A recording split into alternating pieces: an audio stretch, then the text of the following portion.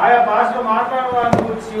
భాషలు మాట్లాడేవారి గూర్చి అనేక మంది రాజులను గూర్చి అదిగో మరలా ప్రవచింప నగత్యమని నాతో చెప్పాడు. కాబట్టి అక్కడ 9వ వచనంలో అంటున్నాడు, 9వ వచనంలో దానిని తీసుకొని తినివేయము. ప్రకటన గ్రంథం 10వ అధ్యాయం 9వ వచనంలో అది నీ తేనె వలె మధురంగా ఉంది, నోటికి కడుపుకు చేదుగాను ఉంది అని చెప్పేశాడు. కాబట్టి దేవుడు తన సందేశాన్ని ప్రవక్త ద్వారా తన ప్రజలకు వినిపించే కార్యక్రమం అది. ఇప్పుడు యెహెజ్కేలు దేవుని ప్రవక్తగా దేవుని సందేశాన్ని విని దేవుని ప్రజలైన యూదులకి తెలియజేయాలి. అది 3వ అధ్యాయం మొదటి భాగంలో తెలియజేశాడు. యెహెజ్కేలు గ్రంథం 3వ అధ్యాయం, యెహెజ్కేలు గ్రంథం 3వ అధ్యాయం. దేవుడు యెహెజ్కేలుని కావలివానిగా నియమిస్తూ ఉన్నాడు.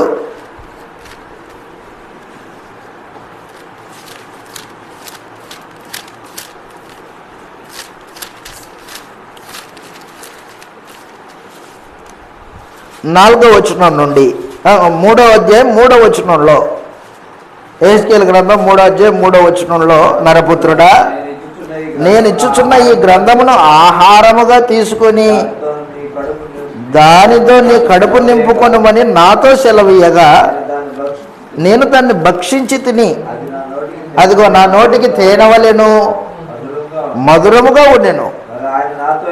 ఇలాగ సెలవిచ్చెను, ఇశ్రాయేలీయులతో వెళ్ళి నా మాటలు తెలియజెప్పు.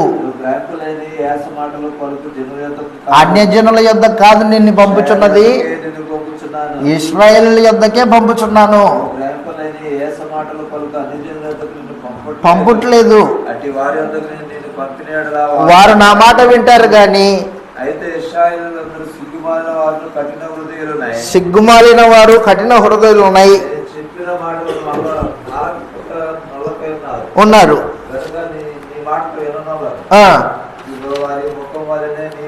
వారి ముఖం వలె నీ ముఖమును కఠినంగా చేస్తాను. వాళ్ళు ఎంత మూర్ఖ స్వభావం కలిగి దేవుని మాటను వినని వాళ్ళు, నీవు కూడా వాళ్ళు విన్నా వినకపోయినా నువ్వు చెప్పాలా. యెహెజ్కేలుని ఏం చేసినా కూడా దేవుని మాట మానుకోడు, కొట్టినా మానుకోడు, తిట్టినా మానుకోడు. వారు ఎలాగ నా మాటను వినుకోకుండా కఠిన హృదయులయ్యారో, నీవు నా మాట చెప్పుకోకుండా చెప్పేవాడివిగా కఠినుడిగా నిన్ను చేస్తున్నా నేను అన్నాడు.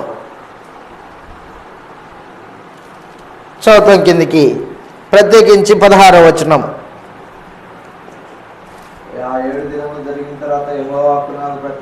అదిగో 7 దినములు జరిగిన తర్వాత యెహోవాకు నాకు ప్రత్యక్షమై ఇలాగ సెలవిచ్చెను, నిన్ను నియమించుచూ ఉన్నాను, ఆలకించి విని హెచ్చరిక చేయము. ఆజ్ఞేయగా హెచ్చరిక చేయకయు దుర్మార్గతను విడిచిపెట్టవలనని ఉండిన ఎడల దోషమును బట్టి అతని రక్తానికి నిన్ను ఉత్తరవాదిగా ఎంచుతాను అన్నాడు. చేయగా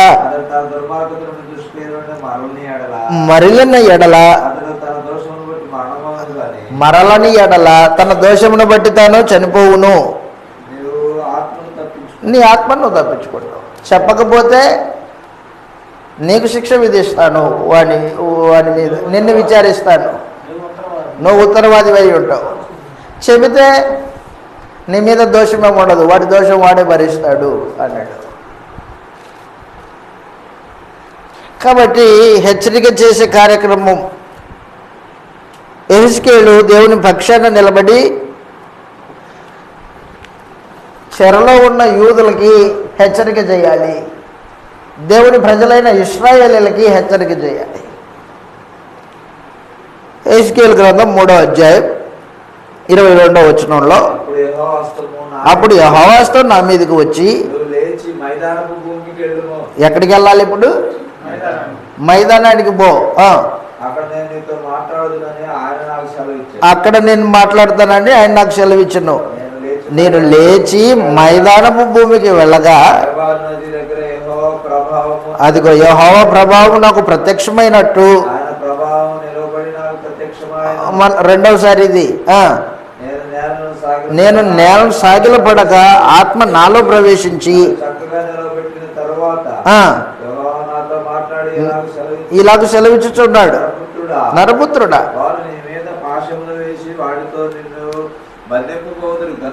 ఏం చేశారంట? వారు నీ మీద పాశములు వేసి, ఏంటి పాశములు అంటే? ఉరులు. యెహెజ్కేలుని చంపడానికి చూస్తారు. అయినా కూడా నువ్వేం భయపడొద్దు, యెహెజ్కేలు నువ్వేం భయపడొద్దు. వారు నీ మీద పాశములు వేసినా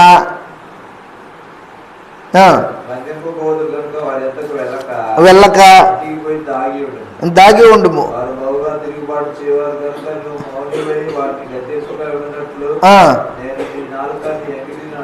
అంటుకొన చేసేదను, నీ నోరు తెరిచేదను.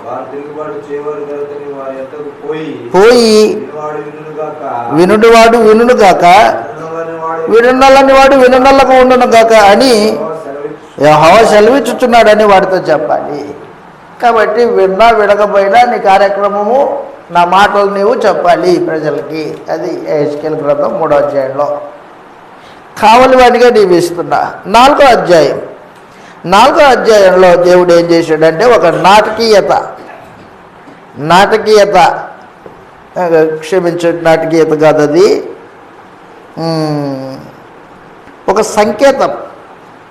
ఒక సంకేతాన్ని చూపిస్తున్నాడు, లేదా ఒక ప్రదర్శన. ఇంగ్లీష్లో డెమాన్స్ట్రేషన్ అంటాడు. డెమాన్స్ట్రేషన్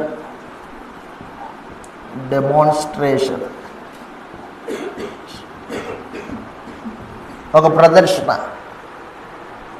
ఏంటి ప్రదర్శన అంటే, యెహెజ్కేలు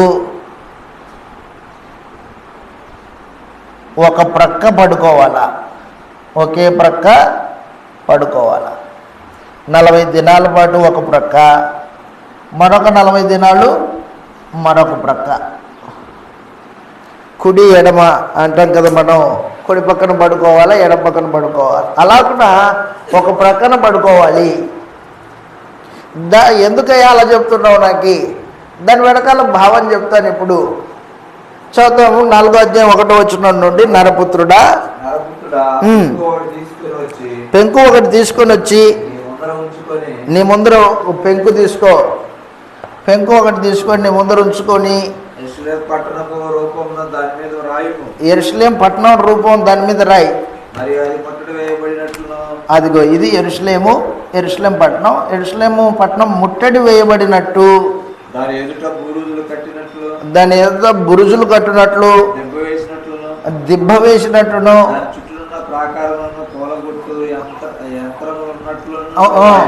కొల్లగొట్టు యంత్రములు ఉన్నట్లునో రాయము. ఇనుపరేక ఒకటి తెచ్చి నీకును పట్టణానికి ఒక ఇనుప గోడ కట్టు. ఇక్కడ నీకు పట్టణానికి ఇనుప గోడ. నీ ముఖ దృష్టి పట్టణం మీద ఉంచుకో. పట్టణము ముట్టడి వేయబడినట్టుగా ఉండును, నీవే దాన్ని ముట్టడి వేయవాడుగా ఉండువు. ఇశ్రాయేల్కి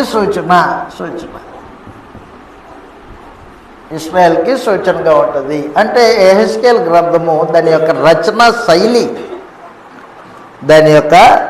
రచన శైలి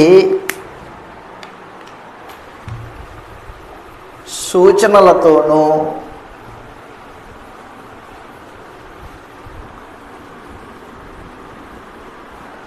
ఉపమాన అలంకారములతోనూ, సూచనలు,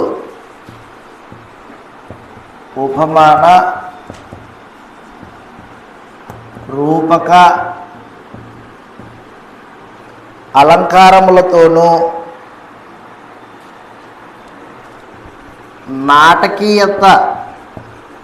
నాటకీయతతోనూ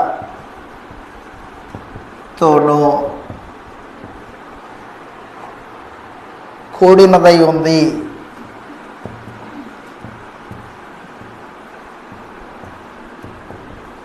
ఏముంటాయి దాంట్లో? దాని యొక్క రచన శైలి సూచనలు చూపిస్తూ ఉంటాడు, సూచనలు భావం చెప్తాడు. ఆ తర్వాత ఉపమానం, రూపక అలంకారాలు చెప్తూ ఉంటాడు. ఆ ఉపమానము రూపక అలంకారాల యొక్క వివరణ చెప్తూ ఉంటాడు. ఆ తర్వాత నాటకీయత, ఒక నాటకం ఏమంటాడు. ఏంటి నాటకం? ముందుకు చదివితే వస్తాయి. నీవే నీ ఇంటికి కన్నం వేయాల, నువ్వే నీ ఇంటికి కన్నం వేయాల. కన్నం వేసి కన్నం గుండా బయటికి వెళ్ళాల. జనులు చూస్తారు నిన్ను, ఏది ఏజ్కి రెడ్డి చేస్తున్నాడు, ఏం తన ఇంటికి తానే కన్నం వేసుకుంటున్నాడు ఏంటి అడుగుతారు జనులు నిన్ను. అప్పుడు నువ్వు చెప్పాలా ఏమని? నేను కన్నం వేసుకోవడం కాదు, యెరూషలేము పట్టణం అంటున్నావే నువ్వు, ఆ యెరూషలేములో ఉన్న జనులు బబులోను యొక్క దాడికి తట్టుకోలేక పారిపోవడానికి ఇలాగ కన్నం వేసుకొని పోతున్నారు అని చెప్పాలి నువ్వు. సమాచారం అక్కడ జరిగేది ఇక్కడ నువ్వు చూపించాలా వాళ్ళకి నాటకీయంగా. యెహెజ్కేలు గ్రంథము నిజంగా చాలా సులభమైన గ్రంథం, కానీ ఎవరు దీన్ని చదవరు. సులభమైంది కానీ చదవరు, ఎవరు చదవరు. దానియేలు చదువుతారు, మిగతా గ్రంథాలు చదువుతారు, కానీ యెహెజ్కేలు గ్రంథాన్ని చదవరు ఎవరిని. కారణం ఏంటంటే వారికి అర్థం కాదు. కాలం తెలిస్తే, దాని రచన శైలి తెలిస్తే గ్రంథం చాలా సులువు. ఒక మాట చెప్పాలంటే చరిత్రకారులు చెప్పిన మాట చెప్తాను మీకు. బైబిల్ గ్రంథంలో, ప్రవక్తల పుస్తకాల్లో యెహెజ్కేలు లాంటి సులువైన గ్రంథం లేదు అంటారు చరిత్రకారులు.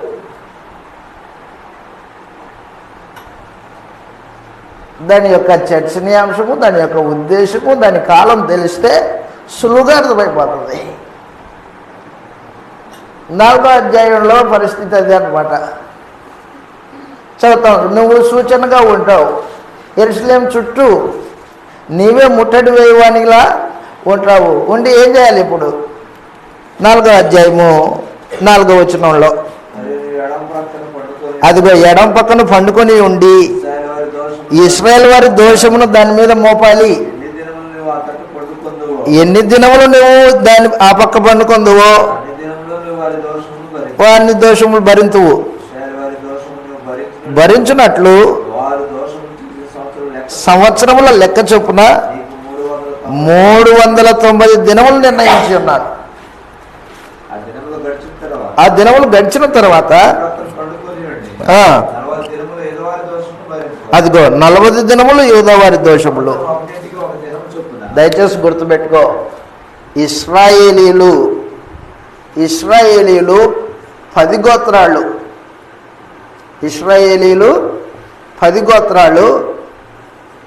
వాళ్ళ దోషాన్ని భరించడానికి 390 రోజులు ఎడమ ప్రక్క పడుకోవాలి నువ్వు.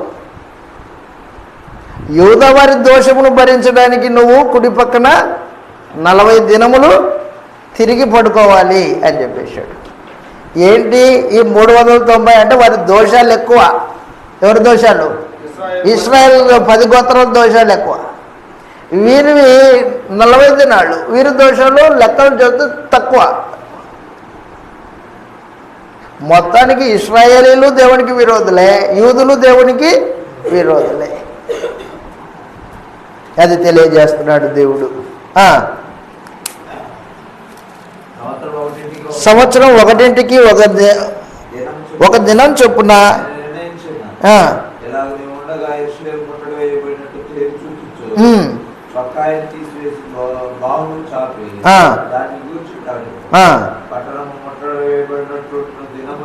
పట్టణము ముట్టడి వేయబడి దినములు ఉండినట్లు తిరగక ఉండునట్లును నిన్ను కట్లతో బంధిస్తాను. గోధుమలను ఎవలను కాయధాన్యములను సజ్జలు తెచ్చుకొని ఆహార పదార్థాలు కొన్ని కొన్ని తెచ్చుకో, ఒక పాత్రలో ఉంచి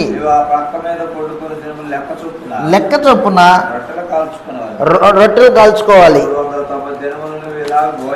390 దినములు నువ్వు ఇలాగ భోజనం చేయాలా, రొట్టె కాల్చుకోవాలా, తెచ్చుకున్న కాయధాన్యాలు తినాలా. తూనిక ఏమంటారు ఉదయం సహోదరులు అన్నారు, తూనిక అంటే త్రాసు తెలుసు, అది కాదు. భోజనంలో నువ్వు కట్టడి చేసుకోవాలంటాం కదా మనం. నువ్వు ఎక్కువ తినకూడదు, తక్కువ తినాలా, లెక్క ప్రకారంగా డైట్ క్షమించండి ఆ మాట రాలేదు నాకు. డైట్ చేయాలంటాం కదా, ఈ డైట్ ఇప్పుడు హెచ్కేల్ చెప్తున్నాడు దేవుడు. హెచ్కేల్కి డైట్ ఎక్కువ తినకూడదు, లెక్క చొప్పున తినాలా, వేలకి త్రాసులో కొలుసుకొని తినాలా, కొలతలు వేసుకొని. ఏంద్ర ఇట్లా తింటున్నాడు, తినే దాంట్లో కూడా పిసినరితనం కాదు అది. దేవుడు ఏం చెప్తే చేయాలి. ఎహెజ్కేలు యొక్క పని. ఎహెజ్కేలు స్థానంలో మనం ఉండి చూద్దాం ఒకసారి. ఉండగలుగుతామా? శాప కాదు. సేవకుడు అంటే డైట్ చేసేవాడు, ఏది పడితే ఏది మాట్లాడేవాడు కాదు, ఏది పడితే ఏది జరిగించేవాడు కాదు, లోకస్తుల్లాగా ప్రవర్తించేవాడు కాదు సేవకుడు. కానీ ఈ రోజున సేవకుడు అని చెప్పారు కదా మీకు ఉదయం. సేవకుడు అని చెప్పుకుంటూ అందరిలాగా అందరిలాగా ఏం చేస్తాడు, ఏ ప్రత్యేక దేవుడు ఉండదు. దేవుని పక్షాన సేవ చేస్తున్నావనే ఆ భావన నీకు లేకపోవడం దౌర్భాగ్యం. నిన్ను మాదిరికరంగా తీసుకుంటారు జనులు. ఆ రోజున ఎహెజ్కేలు పరిస్థితి అది. 390 రోజులు ఒకే ప్రక్కనే ఉండాలా. నువ్వు కదలకోకుండా ఉండేటట్టు నిన్ను కట్లేసి బంధించేస్తాను అని చెప్పేశాడు దేవుడు. కిందికి త్రాసుతో భోజనంను కొలిచి కొల ప్రకారంగా నీళ్ళు తాగాల. 11వ వచనం. అరపడే ఎక్కువ తాగకూడదు, వేలకు తాగాలి.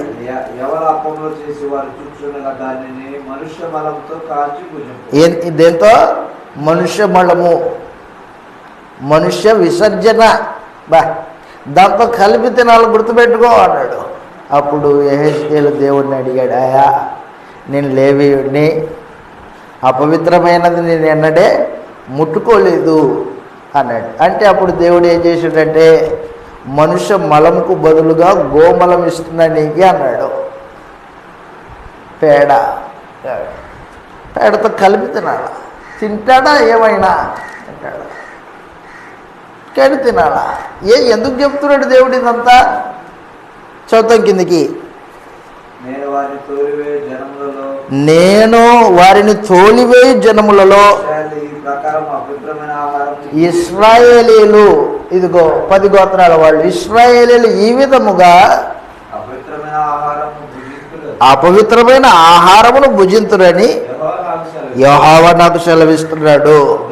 అందుకు అయ్యో ప్రభువా యెహోవా, నేను ఎన్నడూ అపవిత్రమైన దాన్ని భుజించలేదే,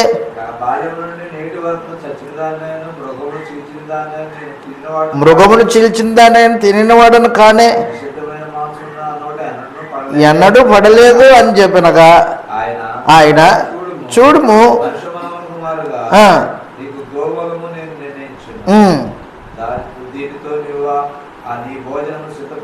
సిద్ధపరచుకొనుమని సెలవిచ్చి 16వ వచనం అండర్లైన్ చేసుకోండి. 16వ వచనంలో దాని భావం చెప్తున్నాడు. నరపుత్రుడా, ఇదిగో యెరూషలేములో రొట్టెను ఆధారమును లేకుండా చేస్తానంటే ఏం చేస్తాను? క్షామం తెస్తాను, కరువు తెస్తాను అని చెప్పాడు. తూనిక ప్రకారము, కొలత ప్రకారము రొట్టె కాల్చుకుంటారు. నీళ్లు కొలచప్పుడు త్రాగుచు విస్మయము. కొల చొప్పున తాగుతూ విస్మయం. ఎక్కువ తాగితే అయిపోతే ఆ రోజున దేశము ముట్టడి వేయబడింది. దేశం ముట్టడి వేయబడితే బయట నుండి అన్నపానాలు లోపలికి పోవు. లోపల నుండి మనుషులు బయటికి రారు. వస్తే చచ్చిపోతారు. ఎందుకు? శత్రు సైన్యం ఉంది. యెహెజ్కేలు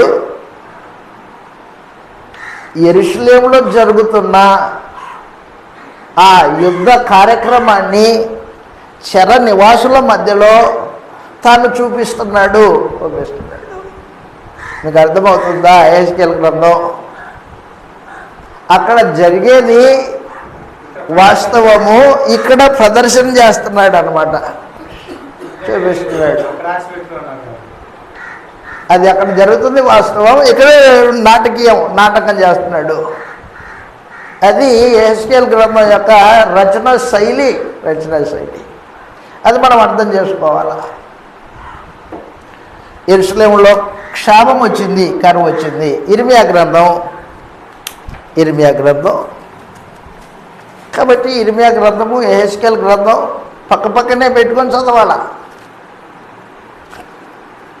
అక్కడ చెర నివాసుల మధ్యలో యెహెజ్కేలు ప్రవక్త, యెరూషలేములో ఉన్న ప్రజల మధ్యలో ఇర్మియా ప్రవక్త. ఇర్మియా గ్రంథము 20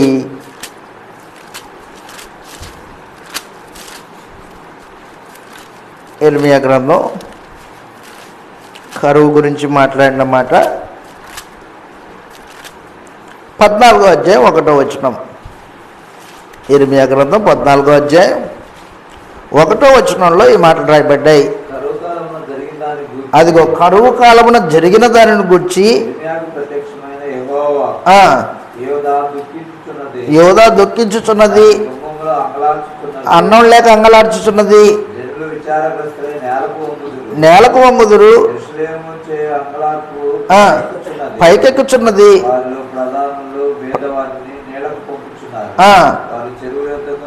చెరువుల యొద్దకు రాగా వాళ్ళు నీళ్లు దొరకట్లేదు.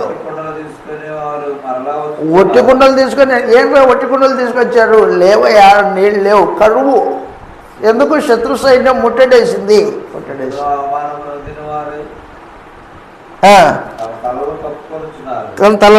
తలలు కప్పుకొనిచున్నారు. చేలి ఉన్నది గనక అది సమాచారం. కాబట్టి దయచేసి గుర్తుపెట్టుకో, యెరూషలేములో జరిగే వాస్తవాన్ని చెర నివాసుల మధ్యలో యెహెజ్కేలు ప్రదర్శించి చూపిస్తున్నాడు. 4వ అధ్యాయం యెహెజ్కేలు గ్రంథం 4వ అధ్యాయం 16వ వచనం మరొకసారి. నరపుత్రుడా, ఇదిగో యెరూషలేములో రొట్టెయును ఆధారమును నేను లేకుండా చేసినందున బహు చింతతో రొట్టె భుజింతురు, నీళ్లు కొలచొప్పున త్రాగుచు విషయం పొందుదురు. అన్నపానములు లేకపోయినందున ఒకరినొకటి చూచుచు, అది సమాచారం. ఒకరి ముఖాలు ఒకరు చూసుకుంటారు. వారు కలగ చేసుకున్న దోషమును బట్టి శిక్షింపబడతారు, అంతే. 5వ అధ్యాయంలో ఏం చేశాడంటే మరొక సూచన. 5వ అధ్యాయం 1వ వచనం. మరియు నరపుత్రుడా, మంగళ కత్తి వంటి వాడిగల కత్తి ఒకటి తీసుకొని నీ తల గడ్డం క్షౌరం చేసుకో. త్రాసు తీసుకొని వెంట్రుకలని తూచు, భాగాలు చేయి. ఎన్ని భాగాలు? 2 భాగాలు చేయి. పట్టణము ముట్టడి వేయబడిన దినములు సంపూర్ణమైనప్పుడు వాటిని 3వ భాగమును కాల్చేయి అన్నాడు. 3 భాగాలు చేయి. 3 భాగాల్లో 3వ భాగాన్ని ఏం చేయాలి? నీవు కాల్చు. 3వ భాగం కాల్చివేయి. 2వ భాగాన్ని తీసి అదిగో ఖడ్గం ఖడ్గం చేత అతని చేసి చుట్టూ ఇసిరిగొట్టి మిగిలిన భాగం గాలికి ఎగిరిపోని ఒక భాగాన్ని గాలికి ఎగరగొట్టు. ఎంటికల్ని తల వెంట్రుకలను గడ్డపు ఎంట్రుకలను కత్తిరించి వాటిని అంతా కుప్పేసి దాన్ని 3 భాగాలు చేయి. 3 భాగాల్లో ఒక భాగం కాల్చేయి, ఒక భాగం ఖడ్గంతో ఖండించి వదిలేయి, మరొక భాగాన్ని గాలికి వదిలేయి అన్నాడు.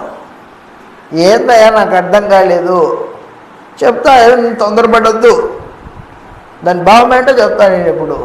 కిందికి మిగిలిన భాగం గాలికి ఎగిరిపోని నేను ఖడ్గమును దూసి వాటిని తరుముదును, వాటిలో కొన్నిటిని తీసుకొని నీ చెంగును కట్టుకుని కొన్నిటిని తీసుకొని నీ చెంగును కట్టుకొనుము, వాటిలో కొన్నిటిని మరలా తీసి అగ్నిలో వేసి కాల్చుము.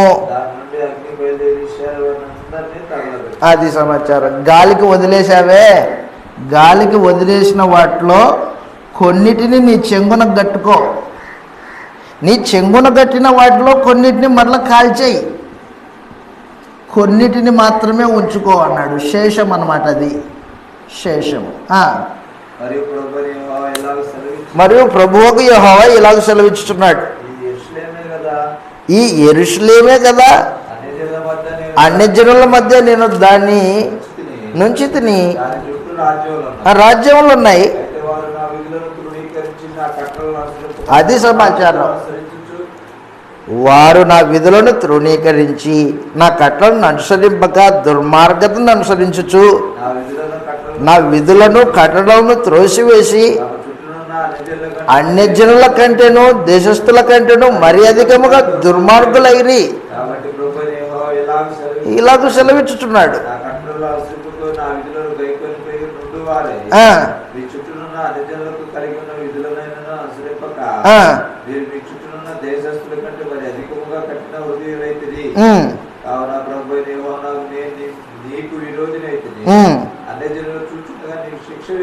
అవును, 12వ వచనం అదిగో కరువు వచ్చి ఉండగా తెగులు చేత మరణమగును, కూలును. అదిగో చెదరగొట్టి తల వేస్తాడు, గాలికి వదిలేస్తానని చెప్పాడు. అది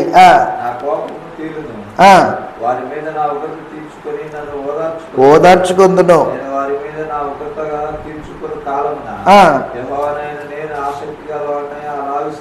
సెలవిచ్చునని తెలుసుకున్నట్లు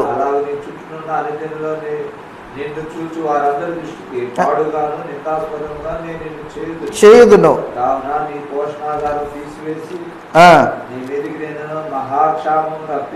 క్షామము రప్పించి మహాక్షామమును పంపించి కోపం చేతనో క్రోధం చేతనో కఠినమైన గద్దింపుల చేతను శిక్షింపగా నీ చుట్టూనున్న అన్ని జనులకు నీవు హెచ్చరికను క్షామమునకును ఖడ్గమునకును అప్పగించేస్తాడు. అయిపోయింది. యెరూషలేము ప్రజల గురించి చెప్పాడు 6వ అధ్యాయంలో. ఆ తర్వాత ఇప్పుడు యెరూషలేము దేశంలో ఉన్న పర్వతాల గురించి మాట్లాడుతున్నాడు 6వ అధ్యాయం. యెరూషలేము పర్వతాలు, ఆ పర్వతాల గురించి మాట్లాడుతూ అంటున్నాడు. చదువుతాం 6వ అధ్యాయం 1వ వచనంలో, యెహోవాకు నాకు ప్రత్యక్షమై ఇలాగ సెలవిచ్చెను, నరపుత్రుడా ఈ మాటలు ప్రకటించుము, ఆలకించుడి.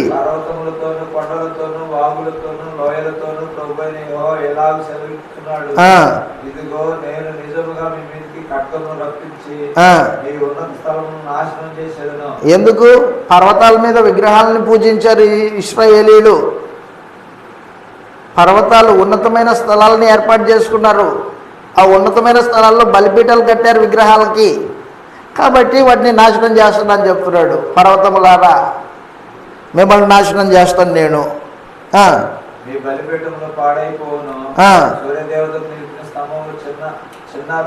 చిన్న భిన్నములను నీ జనులను నేను హతము చేసేదను.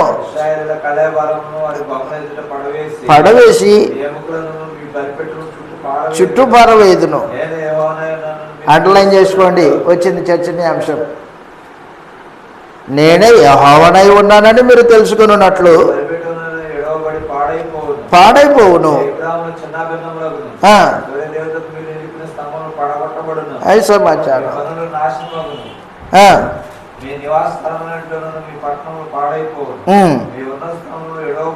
అవును.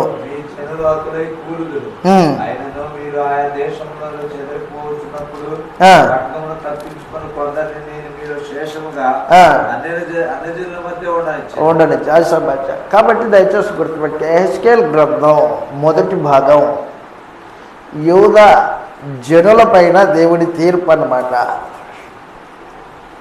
యెహెజ్కేలు శర నివాసుల మధ్యలో యెరూషలేము ప్రజలు ఉన్నారే అక్కడ యెరూషలేములో వాళ్ళకి సూచనగా ఉన్నాడు అన్నమాట. డెమాన్స్ట్రేషన్ చేస్తూ ఉంటాడు. 1వ అధ్యాయం మొదలుకొని 1వ అధ్యాయంలో యెహోవా స్వరూప దర్శనం, 2వ అధ్యాయంలో యెహెజ్కేలు యొక్క శ్రోతలు, 3వ అధ్యాయంలో యెహెజ్కేలు కావలివాడు, 4వ అధ్యాయంలో దర్శనాలు చూపిస్తూ ఉంటాడు. కాబట్టి యెహెజ్కేలు గ్రంథం 1వ అధ్యాయం నుండి 24వ అధ్యాయం వరకు అలా జరుగుతూ ఉంటుంది. మనము భోజనానికి వెళ్దాం, మరలా వచ్చి కూర్చొని గ్రంథం మిగతా భాగాలు చూస్తాం, ప్రార్థన చేసుకుంటాం. కరుణా సంపన్నుడు వగు మా ప్రియ తండ్రి, పరిశుద్ధుడు అయిన మా దేవ, దయగలిగిన తండ్రి, మీ కృతజ్ఞతలు స్తోత్రములు నాయన. మీ సర్వాధిపత్యమును బట్టి మీకు స్తోత్రములు నాయన.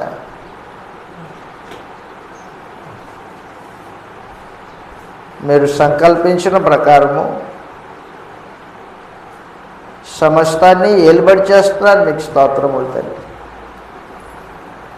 పూర్వము ఇశ్రాయేలీయులకి మీరు అనుగ్రహించిన మీ ధర్మశాస్త్రాన్ని బట్టి మీకు స్తోత్రములు ఉన్నాయి తండ్రి. ధర్మశాస్త్రాన్ని విడిచి మీకు విరోధులై, చెడుతనం చేసి అపవిత్రులై, దుర్మార్గులై, మాట విడని వారై, తిరుగుబాటు చేసే జనులై ఉండగా నాయన వారి పాపములను వారి మీదకి తీసుకొని వచ్చి వారిని శిక్షించి వారి పితరులకు చేసిన వాగ్దానం ప్రకారంగా వారి మధ్యలో మెస్సైను పుట్టించడానికి నాయన మీరు ఏర్పాట్లు జరిగించి అలాగూ జరిగించినందుకు మీకు స్తోత్రములు నా తండ్రి. ఆయా ప్రవక్తలు మీ జనుల మధ్యలో మీ సందేశాన్ని వినిపించి ఉన్న మారు మనసు పొందని జనులు, కఠినులు ఏ విధంగా శిక్షింపబడ్డారో మేము చదువుతూ ఉన్నాము నాయన. తండ్రి, మీ ప్రవక్తలైన వారు జనుల నుండి తిరస్కారము, హేళన, అవమానము ఎదుర్కొన్నప్పటికీ సమర్పణ కలిగి బతికారు. నేడు క్రీస్తు ప్రభు సంఘంగా ఉండడానికి మీ కృపను బట్టి అపోస్తలుల యొక్క సువార్త ద్వారా మమ్మల్ని పిలిచి మీ కుమారుని యందు విశ్వాసం ఉంచడం చేత మమ్మల్ని రక్షించారు, మీకు స్తోత్రములు తండ్రి. మీ సార్వభౌమాధికారాన్ని, మీ స్వభావాన్ని, మీ చిత్తాన్ని, మీ మనస్సుని మేము పాత నిబంధన గ్రంథం నుండి మేము నేర్చుకుంటూ ఉండగా నాయన దయతో మమ్మల్ని కనికరించండి. ఎల్లప్పుడూ మీ వాక్యానికి లోబడి మీకు భయపడుచు మీ చిత్తాన్ని జరిగించడానికి మమ్మల్ని మేము సమర్పణ కలిగి బతకడానికి కృప దయచేయవాలని ప్రార్థిస్తూ ఉన్నాం తండ్రి. నాయన, మీ గ్రంథం ద్వారా మీరు మాకు నేర్పిస్తున్న మీ అందరి భక్తిని బట్టి మీకు స్తోత్రములు నాయన. మేము ఎన్నడే మీ మీద తిరుగుబాటు చేయకుండా నాయన మీ వాక్యమును అనుసరించి అన్ని విషయంలో మా ప్రభు అయిన యేసుకు మేము లోబడి ఆయన్ని సంతోషపరచడానికి సహాయం అనుగ్రహించండి నా తండ్రి. నాయన మా అజ్ఞానకృతములు అవిధేయతలు క్షమించండి. ఓ ప్రభు అయిన యేసుని సేవించుచు మిమ్మల్ని దేవునిగా కలిగి నిత్య జీవం కొరకు సిద్ధపడట్లో మాకు సహాయం అనుగ్రహించండి నాయన. మీరు మాకు అనుగ్రహించిన మీ పరిశుద్ధాత్మను బట్టి మీకు స్తోత్రములు తండ్రి. ఆత్మ కలిగి ఆత్మ స్వభావంలో మేము నడుచుకుంటూ నిత్య జీవానికి సిద్ధపడడానికి కృప దయచేయవలనని ప్రార్థిస్తూ ఉన్నాం తండ్రి. ఇటు కార్యక్రమాన్ని ఏర్పాటు చేసిన స్థానిక సంఘమును సంఘస్థులందరినీ దయతో కనికరించండి నాయన. మీ వాక్యం నేర్చుకోండి. మీ వాక్యానుసారంగా తమ జీవితాలని దిద్దుకొనగలుగునట్లు జ్ఞానమును వివేచనను అనుగ్రహించవలనని ప్రార్థిస్తూ ఉన్నాం తండ్రి. ప్రార్థన మా ప్రభు యేసుక్రీస్తు వారి పరిశుద్ధమైన నామంలో మీకు సమర్పిస్తూ ఉన్నాం తండ్రి. ఆమేన్. అందరికీ వందనాలండి.